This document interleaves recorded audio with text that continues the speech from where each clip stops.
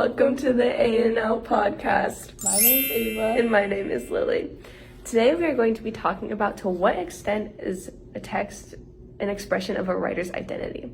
What happens when an individual's identity conflicts with social expectations? Let's break down what that means. What does it mean by an expression of a writer's identity? Well, what that's saying is that what the writer is saying is a reflection of what their views are, what they believe in, and that's part of who they are. For example, in Shirley Chisholm's In Support of the Equal Rights Amendment speech, she mentions that there's never been any doubt that they worked a hardship on women who need or want to work overtime and on women who need or want better paying jobs. And there's been no persuasive evidence as to how many women benefit from the archaic policy of the laws. She's saying that she believes that women should be able to work overtime when they want or need, and that they shouldn't have laws put on them just because they are women. She also says in her presidential candidacy announcement that she believes that the American people are smart enough to correct their mistakes, that they are intelligent enough to recognize the talent, energy, and dedication in all Americans, including women and minorities. This ties back to the question because in both of these examples, Shirley expressing what she believes in. It seems like what she's expressing is a pretty big part of who she is. Shirley was a politician who made it very clear that she believed in civil or women's rights, and she did a lot of work in her time as a politician to prove that. To put it more into perspective, imagine you're a single mom of 2 little children and you have to work overtime most days just to put food on the table. Now, imagine your boss tells you that you can't work overtime anymore because of a law that was just passed saying you couldn't. Think about how frustrating that would be. That's exactly what Shirley was fighting to prevent. Shirley fought for women's rights to make sure that women could do what they needed to provide for themselves and their families. Now on to the second part of the question. What happens when an individual's identity conflicts with social expectations? How do you think that would affect what they do, what they fight for? A lot of time when an individual's identity goes against what society thinks is right, they face discrimination. Shirley Chisholm faced a lot of discrimination because she was a Black woman in politics. As a result of this, she often wasn't taken seriously and had little to no support from her coworkers throughout her career. This is a prime example of what changes Shirley fought to bring. A majority of women weren't able to get the jobs they wanted and were qualified for it just because they were women, or because of the color of their skin. Shirley wanted to change that, and she thought that employees should change based on how qualified a person was for the job, not based on what their gender is or how they look.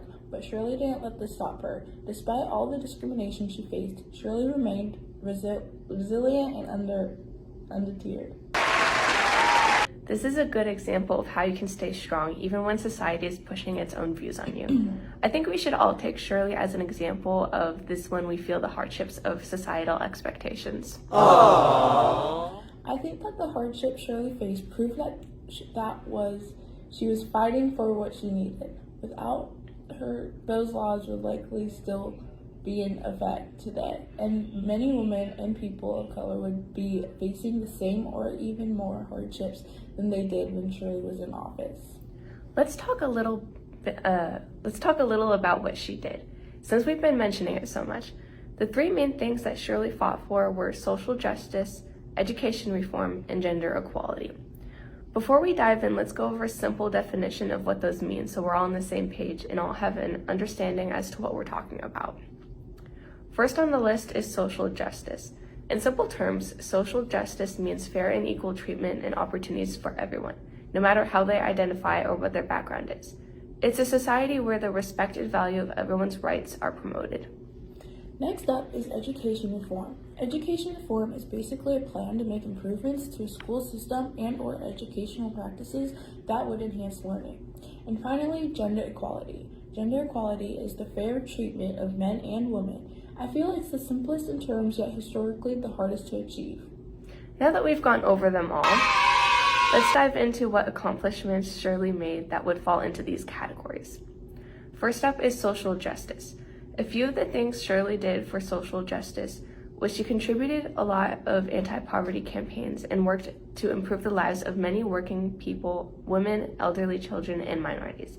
Another thing she did for social justice was she advocated and fought for the end of the Vietnam War. She urged Congress to focus on investing in social and economic programs rather than the war. Next up is the education reform. One of the things that Shirley did for the education reform was actually before she was elected into Congress, she started out her career as a nursery teacher and then earned her early childhood education master's degree from Columbia University. Another thing she did was advocate in the New York State Assembly, which ran from 1965 to 1968. While she was in the Assembly, she promoted legislation for funded access for higher education and support for women teachers. And the last, but definitely not least thing she did on her list is gender equality. I think one of the loudest things she did was she made history as the first Black woman who was elected into Congress. She represented New York's 12th congressional district from 1969 to 1983. This broke a lot of gender roles and barriers as there were mainly white men involved in politics. Some of the other things Shirley did during her time in Congress was in 1972 when she became the first woman to seek the Democratic Party's presidential nomination. She highlighted the issues of importance to Black Americans and women. She became known as Fighting Shirley. Chisholm brought over 50 pieces of legislation that focused on racial and gender equality, economic justice, and ending the Vietnam War. And of course, there were many, many more accomplishments Shirley Chisholm made, but I fear this is all we have time for today. Thank you so much for tuning in to the A&L podcast and listening to what we have to say. We hope you enjoyed today's episode, and we will see you next time. Bye.